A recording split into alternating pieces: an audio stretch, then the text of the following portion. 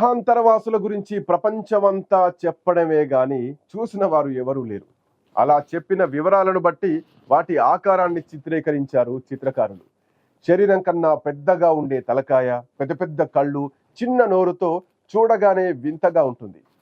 అది ఎంతవరకు నిజమో గాని అలాంటి ఆకారం ఒకప్పుడు భూమిపై నివసించిన మనుషుల్లోనూ ఉండేదని కొత్తగా ఒక వాదన మొదలైంది. 3 లక్షల సంవత్సరాల క్రితం మనుషుల తలలు అచ్చం ఏలియన్స్ తలల్లాగా ఉంటాయని అంటున్నారు పరిశోధకులు. కాలాన్ని తవ్వితే జ్ఞాపకాలు బయటపడతాయి. అదే నేలను తవ్వితే పురాతన చరిత్ర తాలూకు ఆనవాళ్లు వెలుగు చూస్తాయి. నాటి ఆయుధాల నుంచి మొదలు పెడితే మనుషుల అవశేషాల వరకు లభిస్తాయి. అలాంటి అరుదైన వివరాలనే ఇప్పుడు చైనా శాస్త్రవేత్తలు తవ్వకాల ద్వారా బయటపడినటువంటి అవశేషాల ద్వారా గుర్తించారు. ఆసియా ఖండానికి మిగతా ప్రాంతాలతో పోల్చితే భిన్నమైనటువంటి ఒక నేపథ్యం ఉంటుంది. ఈ ఖండంలో ఉన్న దాదాపు అన్ని దేశాలు చారిత్రాత్మకమైనటువంటి వైవిధ్యాన్ని కలిగి ఉండటం పరిశోధకులు గుర్తించారు. ఉదాహరణకు ఇరాన్, ఇరాక్, పాకిస్తాన్ దేశంలో సింధు నాగరికతకు సంబంధించిన ఆధారాలు నేటికి దొరుకుతాయి. పాకిస్తాన్, ఇరాన్ దేశాల్లో నేటికి సింధు ప్రజల కట్టడాలు కనిపిస్తాయి. కాకపోతే వాటి పర్యవేక్షణ సక్రమంగా లేకపోవడంతో వాటి ఆనవాళ్లు కాలగర్భంలో కలిసిపోతున్నాయి. అప్పుడప్పుడు చరిత్రకారులు ఆ ప్రాంతాలని పరిశీలించడం, ఆ ఆనవాళ్లను ఫోటోలు తీసుకోవడం, కొన్ని అరుదైన వస్తువులను భద్రపరచడం లాంటివి జరుగుతూనే ఉంటాయి.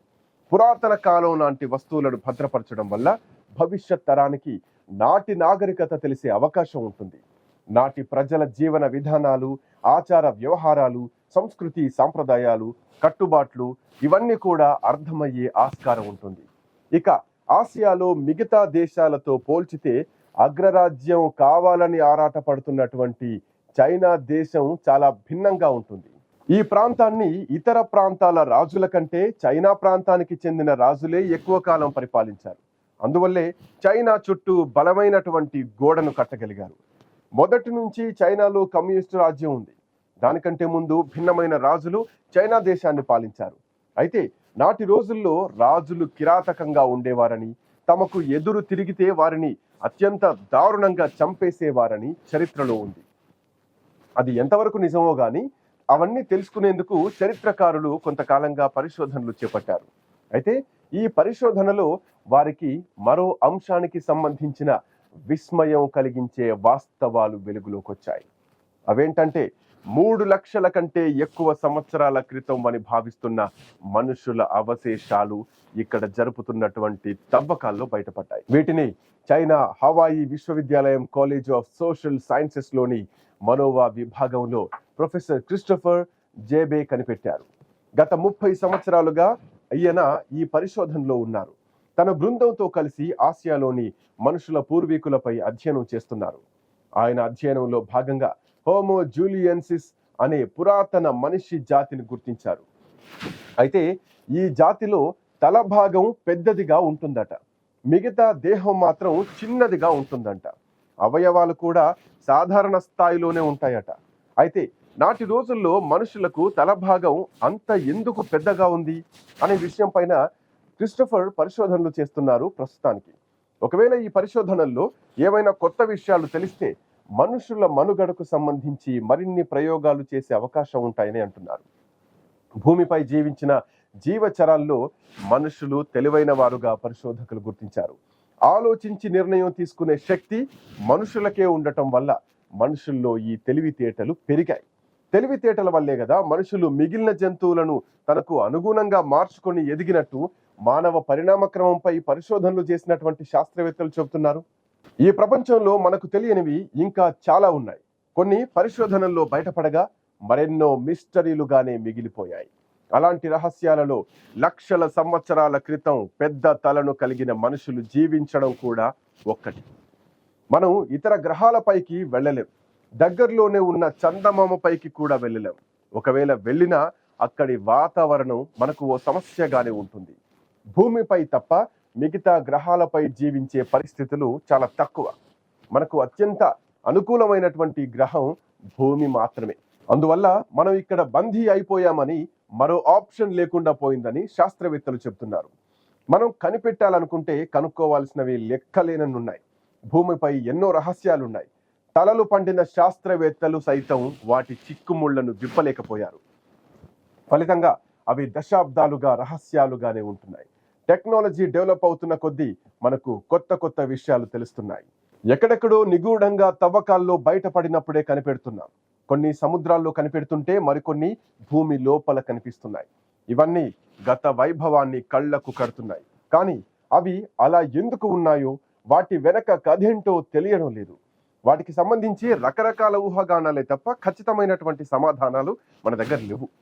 అలాంటి మరికొన్ని రహస్యాలను చూసేటువంటి ప్రయత్నం చేద్దాం.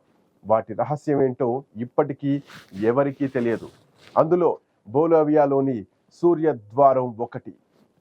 దీన్నే గేట్వే ఆఫ్ ది సన్ అంటున్నారు. దక్షిణ అమెరికా దేశం బొలివియాలో సూర్యద్వారంగా పిలిచే ఈ కట్టడం ఇప్పటికీ ఓ మిస్టరీయే. క్రీస్తు శకం మొదటి మిలీనియంలో ఈ కట్టడం మొత్తం సామ్రాజ్యానికే కేంద్రంగా ఉండేదని పురాతత్వ శాస్త్రవేత్తలు చెబుతున్నారు. దీనిపై విచిత్రమైన గీతలు, ఆకారాలు ఉన్నాయి కదా, వాటికి అర్థం ఏమిటో ఇప్పటికీ ఎవరికీ తెలియదు. అలాగే కోస్టారికాలోని భారీ రాతి గోళాలను కూడా చెప్పుకోవచ్చు. మధ్య అమెరికా దేశం కోస్టారికాలోని ఈ భారీ రాతి గోళాలు గుండ్రంగా ఉండటం మాత్రమే కాదు, వాటిని ఎవరు నిర్మించారో, ఎందుకు నిర్మించారో కూడా ఇప్పటికీ తెలియదు. 1930లో అరటి పండ్ల తోటను సాగు చేస్తున్న కూలీలు పక్కనే ఉన్న అడవిని క్లీన్ చేయాలని అనుకున్నారు. అలా వాళ్ళు అడవిలోకి వెళ్ళినప్పుడు వాళ్లకు ఈ రాళ్లు కనిపించాయి. స్థానికులు కొందరు వాటిని దైవరాళ్లుగా భావించారు. వీటి మధ్యలో రహస్య బంగారం ఉంటుందని కూడా అన్నారు.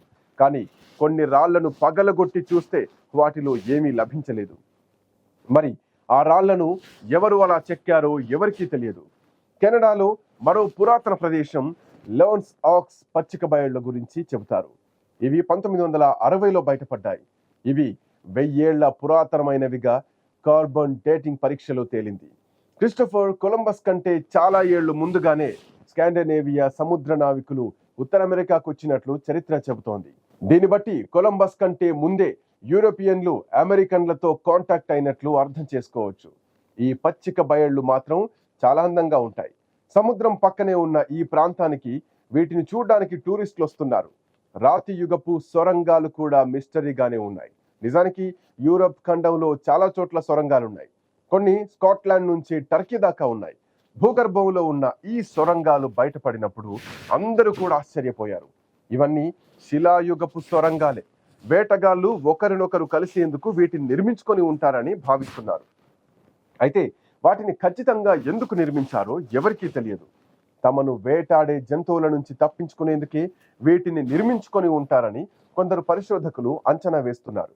మరికొందరేమో సురక్షితంగా ప్రయాణించేందుకే వీటిని నిర్మించుకొని ఉంటారని భావించారు. తీవ్రమైన వాతావరణం నుంచి రక్షణ కోసం నిర్మించి ఉంటారని ఇంకొంతమంది చెప్తూ ఉంటారు.